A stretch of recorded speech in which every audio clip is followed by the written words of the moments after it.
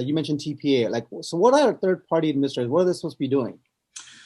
Well, a third-party administrator is an interesting business relationship, because what they are is they're called enrolled actuaries, and as such, that means they have to join. So they go to the IRS and they go to the DOL and they say, we want to do this business, and so we're going to become enrolled agents. And as an enrolled agent, it's very similar to what you see in child protective services, where people have what they call a reporting obligation.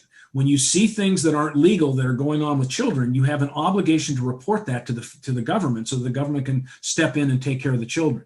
Same thing happens with retirement plans. When you have a third-party administrator and they see a situation that's dangerous or unique or not what they're used to seeing, they have an obligation to either report that to the government or withdraw as their third-party administrator. And so it creates these conflict of interest situations. Now, I'm a lawyer, so I have something called attorney-client privilege. And so when I talk with my clients about things that might be out of the ordinary, that a TPA might have to report to the government, I can step in and say, no, you're wrong. You're interpreting the law incorrectly. The law is this way. My client's doing that, and so you don't have to report it to the government. So I can step in and I can use that attorney-client privilege to protect the client from what they're doing. Because one of the most common problems in all qualified plans is that third-party administration companies don't make money doing that. They can't charge enough money to make a profit on it. They make profits in other ways.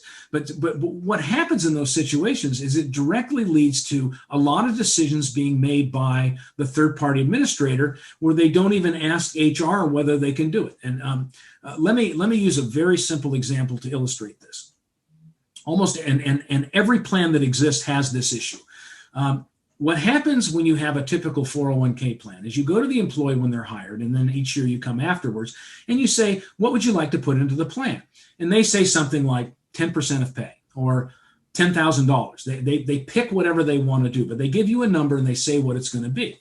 Now, what happens with that is you got to look at the payroll systems. A lot of times payroll systems love to have little niches of things. So they have moving expense allowance. They put that in a separate place. And they have cell phone reimbursement allowance in another place. And what happens when the employee checks the box on electing into a 401k plan is they say, put in 5% of my pay. Now, my pay is not just salary and bonus. My pay includes reimbursement for cell phones, reimbursement for moving expenses, other kinds of meal and reimbursements and things like that. There's different ways that compensation comes up.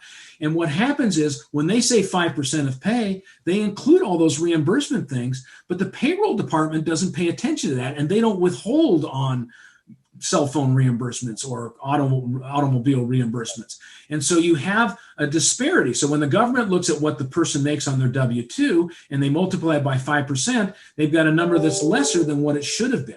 And so this is a classic example of a violation of the plan, and it can create a disqualification event, which can lead to hundreds of thousands of dollars in liability to the company.